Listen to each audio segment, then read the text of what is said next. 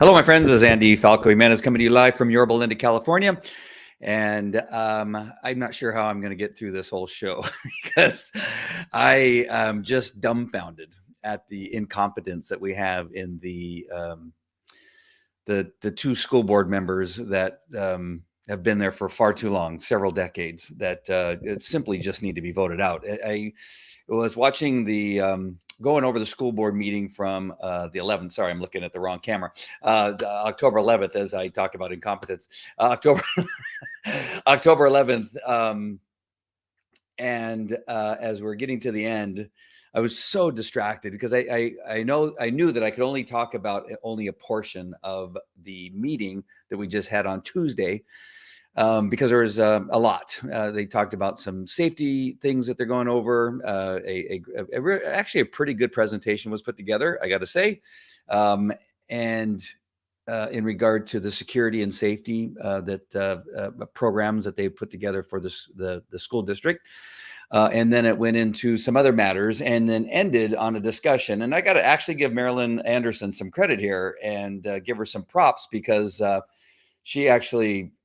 One of my pet peeves is that people believe that our country, the United States of America, is a democracy, and it is not. It is a constitutional republic or a presidential constitutional republic. But the fact that Karen Freeman apparently had no idea that we weren't a democracy just...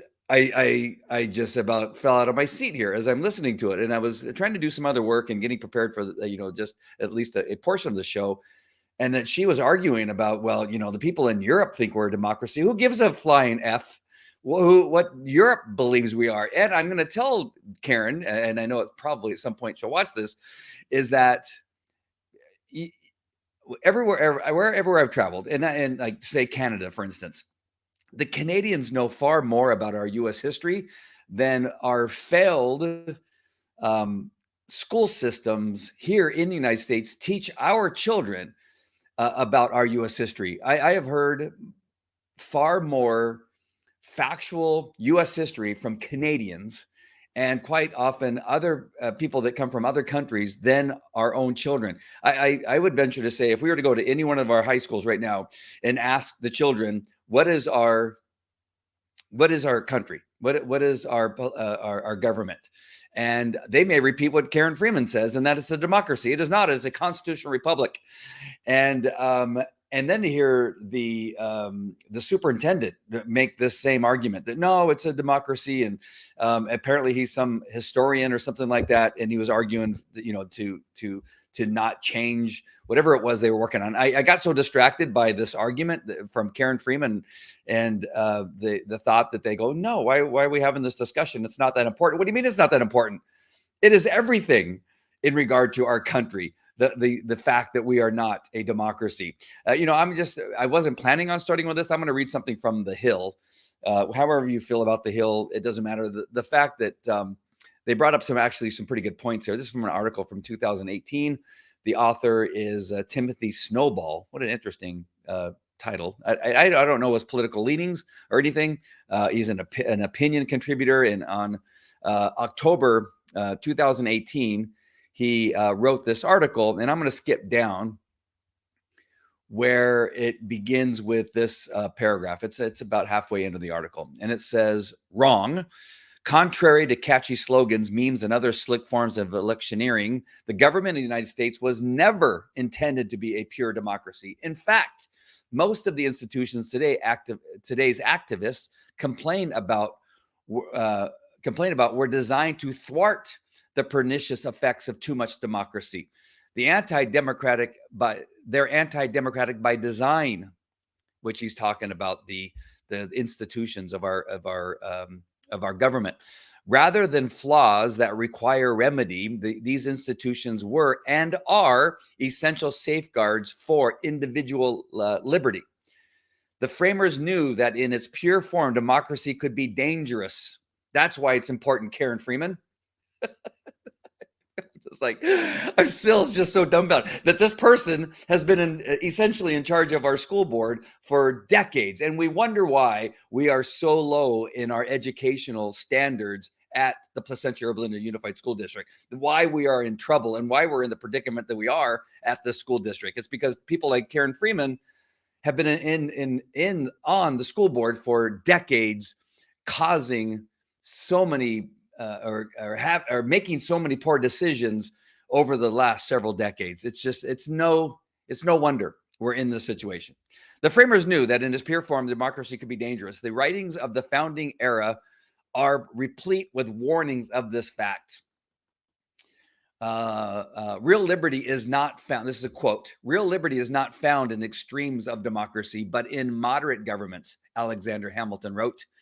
If we incline to do much to democracy, we shall soon shoot into a monarchy or some other form of dictatorship.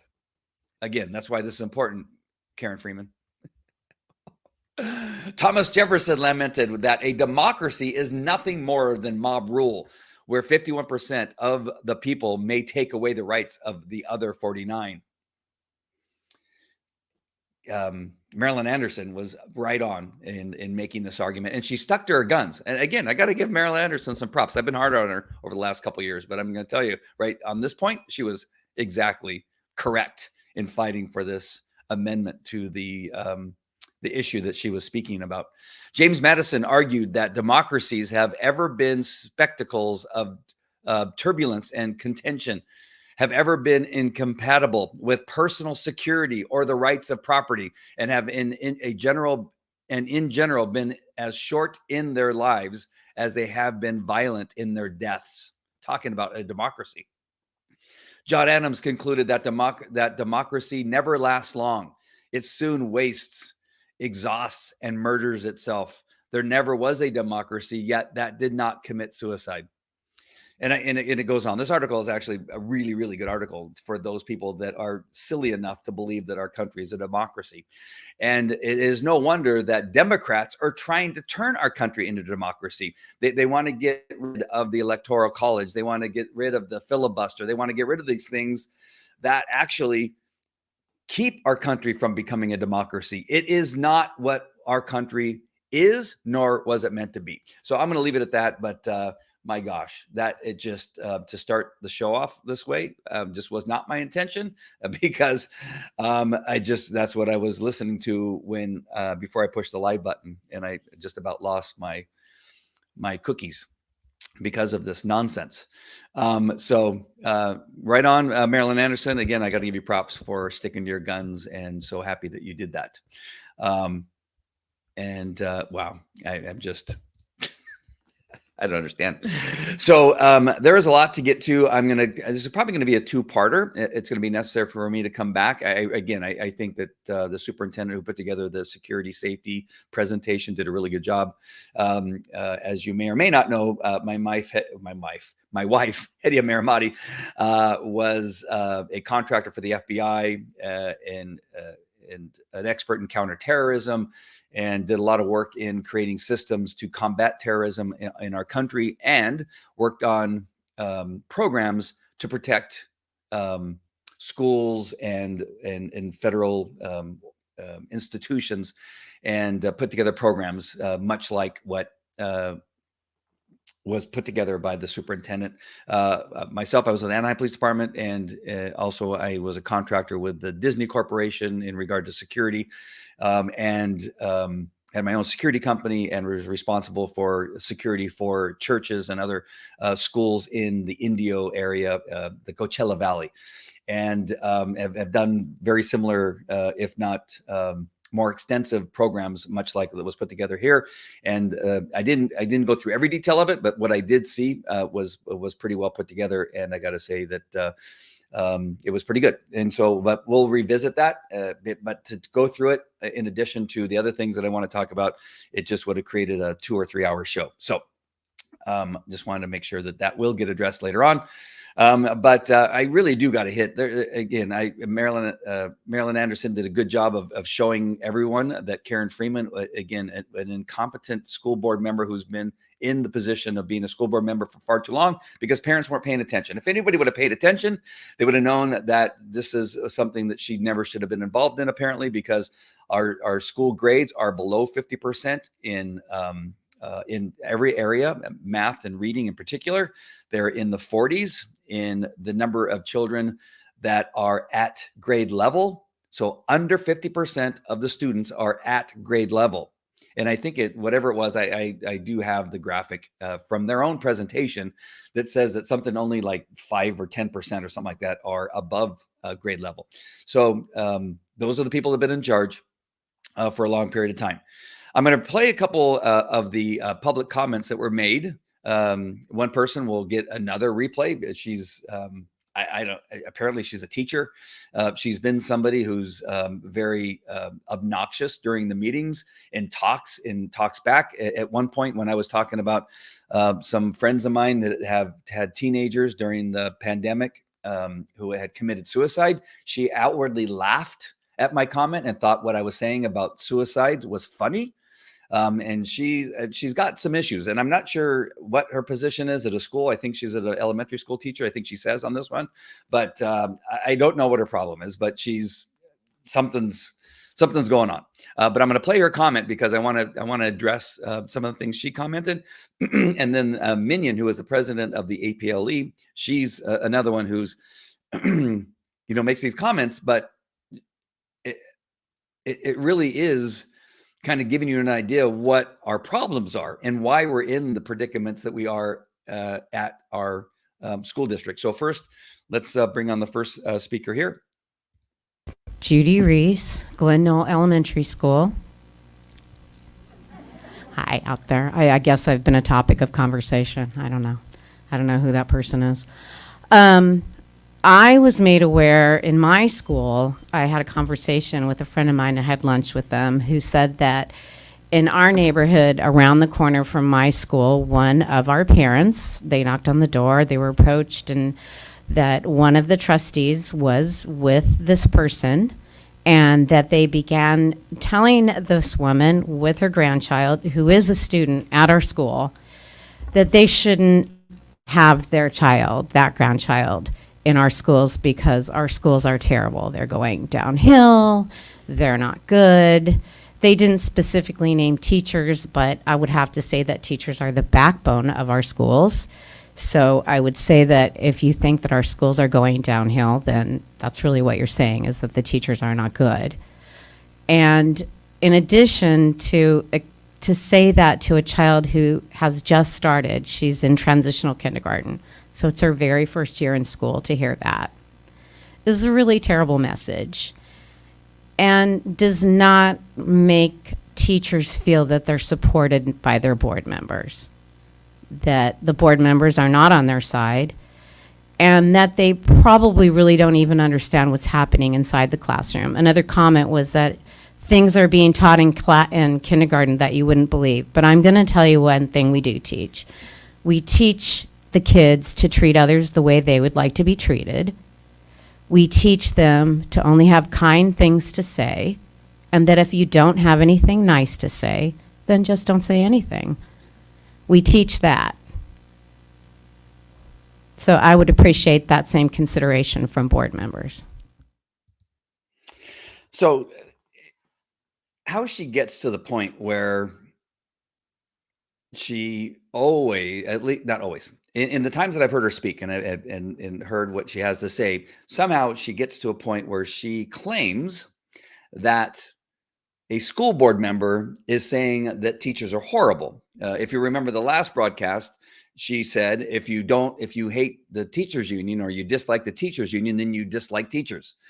That is never, ever, I can say this for myself and the school board members that I know, that they have never said that they don't like the teachers. That has never, ever been a comment. I interviewed Todd Frazier, who here in my studio clearly said that he loves the teachers. The majority of the teachers are fantastic. What it is we don't like is the things that the teachers unions are bringing in to our schools, where what Sacramento is forcing the teachers to bring into our schools, and that the parents, based on what the teachers unions and Sacramento are saying, is the parents should not have any involvement, that the teachers make all the decisions, that the teachers would possibly hear something about our children, whether it's about them not feeling comfortable in their skin, to disciplinary actions, to all these things that would be important for a parent to be told, that the teachers unions and Sacramento are saying, no, you do not share any of these things with the parents. Those are the things that we are against. And we're against the teachers that are following those suggestions, or I guess in some cases, the requirements. I'm not quite sure if they're laws yet. I know there's a couple issues that we are dealing with that may be a law, but at no point have I, and I've walked with the school board members that are hoping that Todd Frazier and Rich Engel get elected and remove two of the incumbents that are up for reelection. That I've walked with them, and at no time have they ever said that they don't like the teachers. At no time have they attacked the teachers. What we address are the issues that parents need to know. They need to know that Sacramento and teachers unions want to bring in some sex education that is pornographic. They want to bring in sex education that is inappropriate for any school age, whether it's kindergarten or seniors in high school, that bringing in ideas of sadomasochism, to sexting, to all these things that I've shared with you before, that those things that are being encouraged by the CTA, the APLE, and the NEA are inappropriate. Those are the things we're fighting against. Again, at no time did we ever say that we hate teachers or dislike teachers, or all the teachers in the Placentia Yorba Linda Unified School District are bad teachers. That has never been said. And how she gets there, it's anybody's guess, because what she's saying is simply not true. I know it's not true. I can unequivocally say it's not true. She needs to make a recording of whatever it is she's being told, and she can play it for me and show me that this person heard this, and then we can have that debate. But I've been on these walks. I've gone door to door and heard the conversations, and at no time has anybody ever said that teachers are bad, ever. As a matter of fact, we say teachers should be paid more. As a matter of fact, we should say teachers should get back to education, and we want to help them get back to education, because we know a lot of teachers want to get back to education. They want to be done with all this other stuff. They want to be done with CRT and DEI and LGBTQ and all this other kinds of nonsense that's being forced upon them. The teachers don't want that. They are stuck in a little bit of a position here because they are being told what it is they have to do, and that they're trying to educate children while trying not to get either fired or pressured by the teachers unions. And they are feeling pressured. They are feeling so pressured that they don't even speak out about it. They do in private, because they've stopped me at everywhere from Old Navy to Costco to 24-hour fitness, that they said, you know what? I heard you, on your show the other day, and they go, that is exactly what's happening. I cannot speak out because they will bully me, they will pressure me, and they will make my life miserable if I don't do what it is they want me to do. That's what they're telling me. That is the truth. And at any time, I could probably have a teacher come out and actually support me on that. Whereas I'm pretty sure Judy, I think her name is, cannot do that. But again, I don't know what her issue is, but she's got something where she wants to twist and turn things around to make it sound like something's being said that's not. Now let's listen to the president of the teachers union, what she has to say, and we'll have a little comment about this. Linda Mannion, Apple, good evening. A recent survey of K-12 teachers across the state found that most teachers surveyed are suffering from burnout. When asked to describe their jobs, teachers that were surveyed responded with Things like, I'm exhausted, I'm stressed, the workload is overwhelming. As a result, the surveys show that 40% of the teachers said they may switch occupations, and another 20% said they will likely leave the profession in the next 3 years. That's pretty horrifying when you think about it. We have wonderful teachers.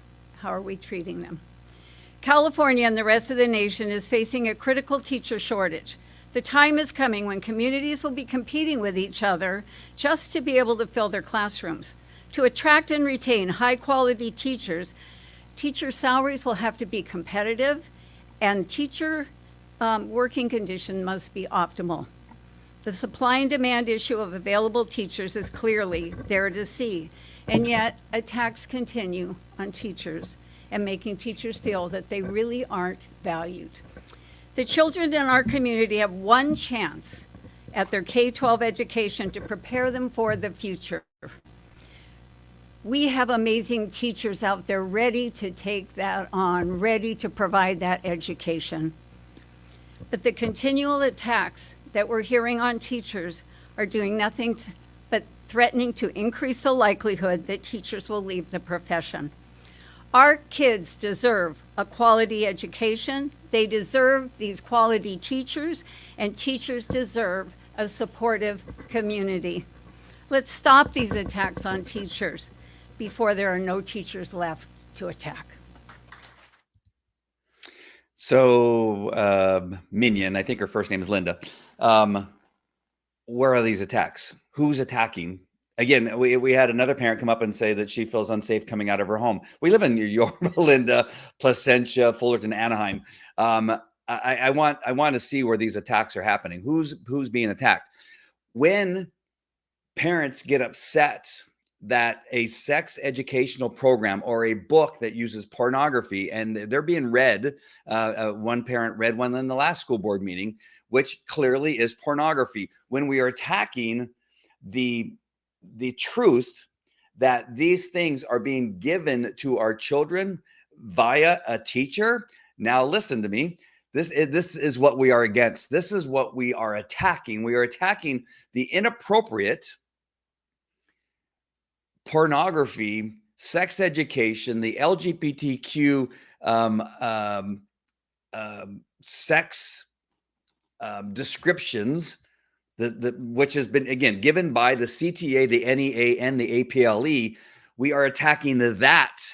We are not attacking the teachers. Now, if there is a teacher that is actively skirting the idea that this is not allowed in our school and doing something that's against the rules, that teacher needs to be disciplined. But we do not believe, the parents do not believe, the majority of the teachers in the PYLUSD are horrible people, and we are not attacking them. We are attacking the things that are being done. We are attacking the fact that the school district kept the children masked far longer than they should have. Early on, the science was available. The studies were available that showed that none of that worked. We were against the schools being closed. We were against all these other things. And that's not an attack on the teacher. That's an attack on the issues in regard to what was harming our children physically and mentally. That's what we are attacking. None of that has to do with attacking teachers. The last thing in regard to this president of the school teachers union is that she's saying how horrible it is for teachers, that the conditions are horrible, that they're not getting paid enough. That is not the parents. That was what the teachers union was supposed to be doing for the teachers. She's attacking herself.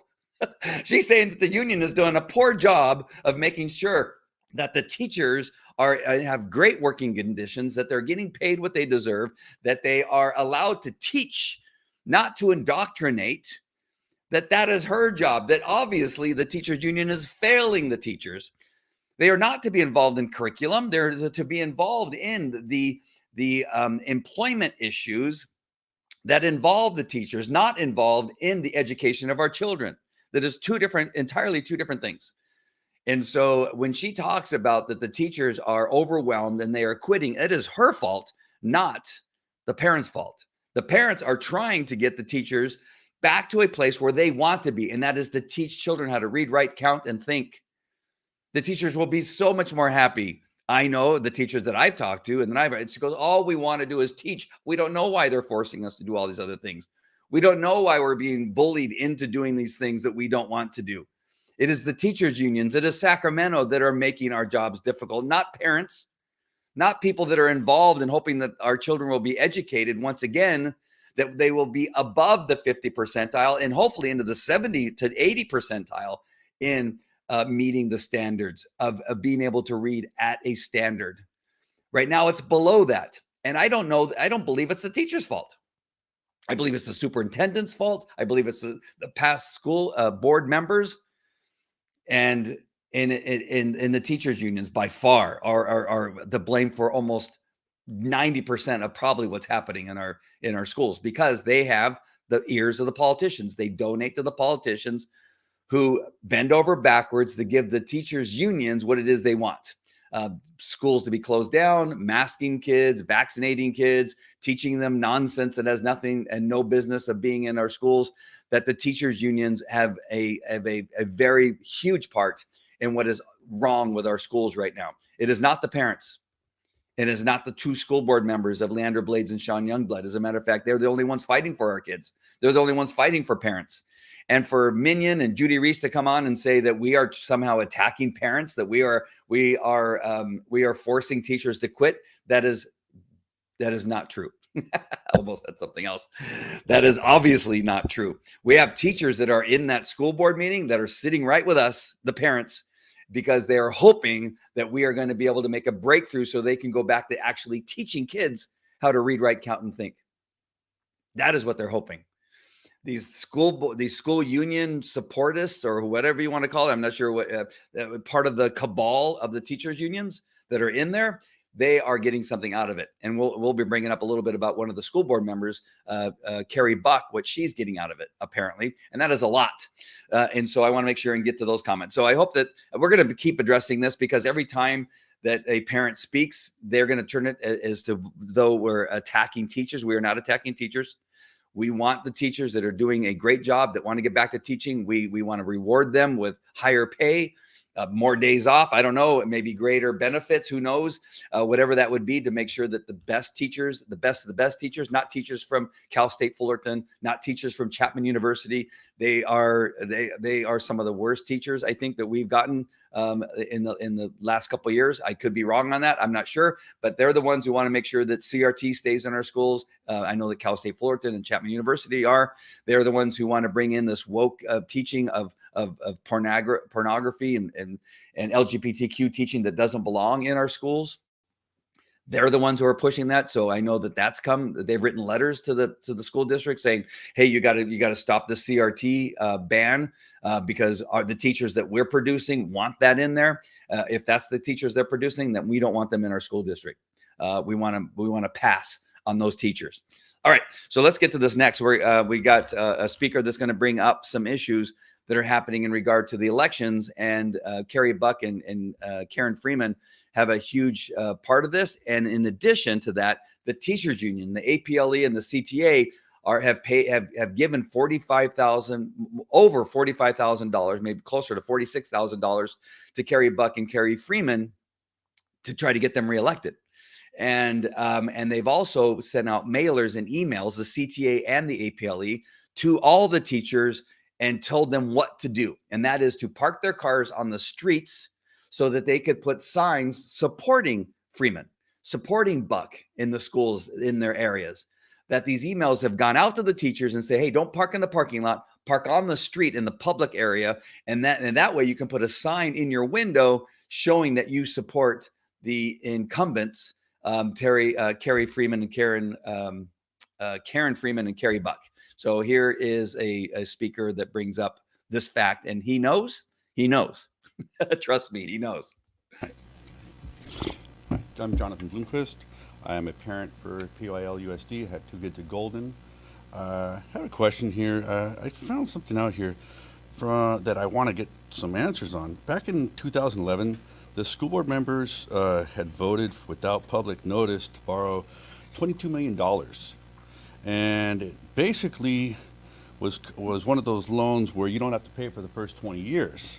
But then after 20 years, you're paying 7.8%, which compounds 13 times the original borrowed amount, which basically comes out to 282 million.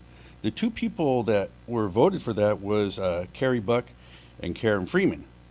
I don't know why, but as I heard earlier about term limits, I definitely think that that's something that needs to be taken into consideration here, considering I think people over time are not making good decisions for our community and our school district and our money. So I think that's something that should be taken into consideration when people come to vote this year. And I've noticed today when I was driving to work, I pass by Van Buren Elementary every day. As I'm going down the street, normally there's no cars parked in front of the school because it says you can't park there, it's for the buses. Today I see, I assume staff vehicles with election signs. I didn't know that you could do that, but it encroaches on the street. You're not supposed to park there. It makes more traffic, and I just don't know whether that's right or not. But I just think that that's something that needs to be looked at. And also, I've also seen quite a few times people tampering with election signs. And I mean, I've seen with my own eyes, people taking, I think it was, I saw an Eagle sign being removed and a Carrie Buck sign put where the Eagle sign was. Why are people doing that? But I mean, that's dirty politics, in my opinion. But just so people know. Thank you. Would you like to comment? Now, and then at the end there, Carrie Buck says to the superintendent, do you want to comment on the fact that he's commenting on something that is election related? And he may have been, except for what he was saying was actually something that needed to be addressed, because the teachers union, again, is emailing and possibly snail mailing all the teachers, not just in the PYLUSD, but the CTA, the California Teachers Association, is also emailing and sending mail to the teachers, telling them to only support Freeman and Buck. And they get to do that, but yet a parent can't get up there and talk about, hey, how come they're stealing these signs? Why are the teachers allowed to park their cars on the street and put the election signs for Freeman and Buck on their cars? Why is that being allowed? But yet the parent can't get up there and speak at the podium about why is this happening? And Carrie Buck obviously says, hey, you don't want to tell these parents not to bring up, our dirty laundry. And what does the superintendent do? He complies. And he goes, yes, we don't, again, I don't know where this guy came from, but I had high hopes for him. And right away, he's just like the rest of them. It's very strange. So I want to just bring up what he talked about also was about this loan. And we'll bring this up here. And this is Freeman and Buck bond debacle. And it says that Bill Lockyer, a California state treasurer for 2007, 2015. So during the time that this was done, he said the school boards and staff that approved of these bonds should be voted out of office and fired. And the reason being, in 2011, school board members Karen Freeman and Carrie Buck voted without public notice, something that they love to do. And apparently that is not against the rules, apparently. But they find a way to do this especially back then when parents weren't paying attention. They did a lot of things without public notice. But they decided to borrow $22 million that will ultimately cost taxpayers $282 million, 13 times the borrowed amount. The money was obtained through capital appreciation bonds that were banned in California in 2013. The non-negotiable fixed interest rate bonds call for no payments to be made for the first 20 years. During that time, the principal and interest compound at 7.8%, with payments beginning in 2031. So we'll begin to fill those in 2031. The district will pay $15.2 million per year for the 2011 bond and another $2.1 million per year for an earlier bond. Wow, crazy. And then it goes on. The fixed interest rates of 7.8 and 2.5 higher than the average bond interest rate in 2011. And the Los Angeles Times labeled these bonds the 16th worst school bond issue in the state of California from 2007 to 2021. So that's what he was talking about in that particular comment that he made. And again, I think he's correct that we probably need term limits. But again, he brings up the point of why it is we need to get rid of these two school board members that have been on there far too long. If we're to bring up a word, I'm trying to remember exactly what he said. Why keep them in? If our children are below 50% in the 40 to 30 percentile in meeting the standards, in meeting their grade, if they're below that, and these have been the people that have been in charge during the whole period of time where this has been happening, if they are lowering the standards because the kids can't keep up, and I shared this before, where a math teacher at El Dorado, every child in that class failed a test. And what did she do? She lowered the grading so that they could all pass. If that is common practice, that you're lowering your standards and not increasing your teaching standards or your teaching practice, then something's clearly wrong. And the people that have been in charge are Carrie Buck and Karen Freeman, and this has been going on for this long a period of time. And they always want to say, well, we got all these awards. Well, you're getting the awards from Sacramento, who doesn't have the best interest in our students in mind. We already know that they're trying to say that math is racist. They're already trying to say that the standards are racist, that they need to be lowered, that if they're lowering the standards and then our schools are getting some kind of award for following those directions by lowering our standards, then again, something's wrong. We need to have people that will fight against this kind of stuff, increase the standards, increase the education, increase the teachers' wages, increase the number of teachers that are fantastic teachers, and get rid of those few teachers that are not doing the job, that have kids that are an entire class that fails. And instead of increasing her teaching to a higher standard, she's lowering the grading standard so that now she can have the students that pass, that those teachers, maybe it's time for them to go. That this is what needs to happen, that these are the people that have been in charge. This is what's been happening. You want to see something else that happened? Here's another interesting comment that I think that's important for you to hear. And this is something else that has been discovered about Carrie Buck and what her practices are and what it is that she's doing with her own little private little enterprise that she has, and how she's using the school district to support her personal business. Let's hear about this. In 2021, I spent a great deal of time fighting the district about lowering the crazy high facility fees. I wasn't going to mention this, but because the superintendent brought it up, I'll mention that I did a FOIA request in 2021 because I was trying to figure out why the pool at Yorba Linda High School was in such abysmal shape. I learned that the district collected $225,000 in facility rental fees at Yorba Linda High School for the pool, but they actually spent $0 on maintaining the pool. The boosters, the parents, paid for everything. So there's your answer. During that time period, I really wondered what kind of people are in charge of this school district, because in 2019, the board approved of higher fees. They didn't do any research, and they even paid a consultant 100% of the contract fee when the consultant only did 50% of the work. Now I have some answers on what kind of people would make such stupid decisions. Trustee Buck, for example, is executive director of a nonprofit called His House. Public records show she seems to use it as a way to curry favor with district employees. For example, in April 2018, the principal of Mabel Payne emailed Buck about organizing a His House fundraiser at school using school employees, school facilities. In February 2015, Alyssa Griffiths wanted to organize an event at Topaz and Wagner that would involve His House. December 2021, El Camino Real wants Buck to discuss how the school has partnered with His House. October 2019, the PYL print shop emails about printing an 8-foot by 8-foot banner, no mention of payments. June 2019, His House used soccer fields at Valencia. Did His House pay the facility rental fee? There was no mention of payment. October 2018, the principal of Lakeview put together a team of 29 Lakeview staff members to serve His House.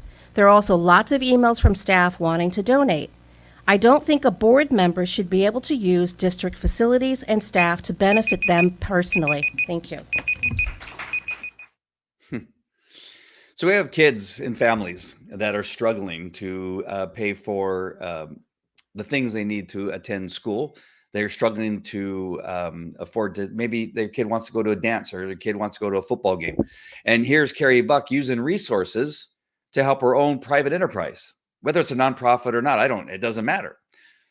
We have a serious problem when we are not addressing the needs of our students and our families that are struggling, especially now with inflation the way it is, the recession that we are in, and everything else that's going on. And we have a school board member who finds it necessary to spend more time concerned about how she can use the school resources for her private enterprise.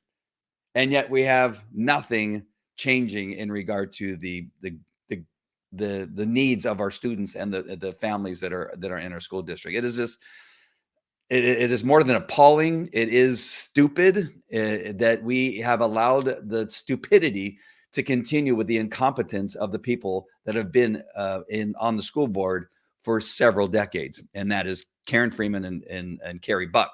And these are just some of the examples. I have more that I've been sent that I have not been able to confirm yet. I always want to make sure that I can confirm what it is that I'm receiving before I put it out there, because of course they will attack and they will come after it and they will threaten to do whatever it is they can do. I'm not sure why my phone is going off now, but apparently I said something that sounded close to Siri.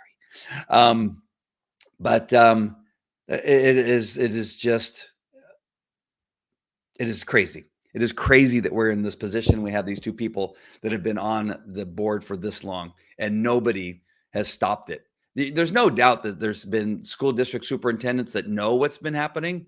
I can't say that the Matthews, I think it's Dr. Matthews who's on now, that he knows. He's too new probably, but he's got to be getting a pretty good feeling that, hey, there's some serious problems that have been going on for the last several decades. I don't know what his history is. I don't know. He's been in other school districts that have had similar problems, but surely the old superintendent clearly had to know that some of the stuff was going on and just turned a blind eye to it.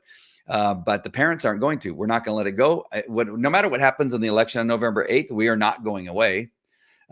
We believe that Todd Frazier and Rich Engel should be elected, and we believe they will be elected. But we can't take anything for granted. All of you that are watching need to send an email or a text message or make a phone call or walk to your next door neighbor and tell them what is going on in our school district, even if they don't have children that go to the school district, because if they're in the area where these area 4, area 5, then they need to know that they need to go. And if they're going to do anything, they need to at least do that. Vote for Todd Frazier if they're in area 4, or Rich Engel if they're in area 5. And you need to talk to everybody that you know and make sure that they walk into that polling booth and facility and go in there and vote for Todd Frazier or Rich Engel. And Ryan Bent, for that matter, for chamber city council. I don't always want to say chamber of commerce, city council, because this can't go on. This just really simply cannot go on. There's too many things that are happening that have slipped through the cracks. Ignore them when they say, well, look, we have awards that we won back in 2015 or whenever it was. I can't remember. I think the latest one probably is 2016 or 17. Again, when you're getting graded by this Sacramento, what kind of award is that? It means that you're doing the most incompetent job possible and you're getting the award. It's because, it's like when they call it the Inflation Reduction Act. That's an inflation increasing act, not a reduction act. These are the people that they're getting these awards from, that it's the opposite of what it is you think it is. It means that they are destroying our children, that they are hurting them mentally, that the physical damage from masking and vaccines is something that needs to not be done. And yet they are encouraging it for it to be done. This is what we're dealing with.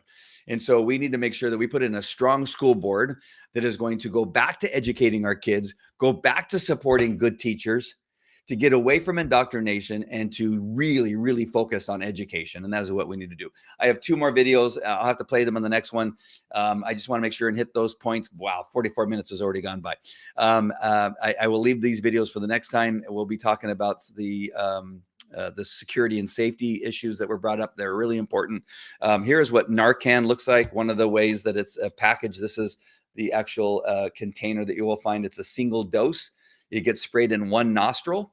So you spray it into one nostril of a child that you think is overdosing on an opioid, which fentanyl is an opioid, or heroin.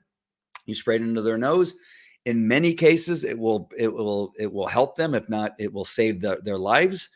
And just so you know, this was actually brought up, and I'm glad they brought it up in the school board meeting, that if you misdiagnose, say they're not overdosing on an opioid, and you give this to them, it won't hurt them. But if they are, it will help them. All right. And quite possibly will save their lives. It's a very powerful remedy for an opioid overdose. And so again, you just, I got mine from Kaiser. It took a little bit of work for me to get it there. I'm not sure if they'd be very happy that I would, said that, but it took a little work. I was able to get it. I wanted to make sure to have it in time for Halloween.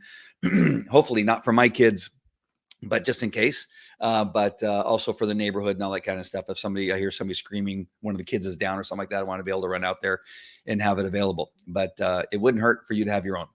Find a way to get it, have it at your house. If you have teenagers or even kids that are in junior high and elementary school, because kids in elementary school are also dying from fentanyl poisoning. I'm a little surprised it's taken this long for the district to take action, but I'm glad that they have. They should have been taking action a long time ago, but make sure that you know about it. This is what the pills look like. One version. They also look like chalk.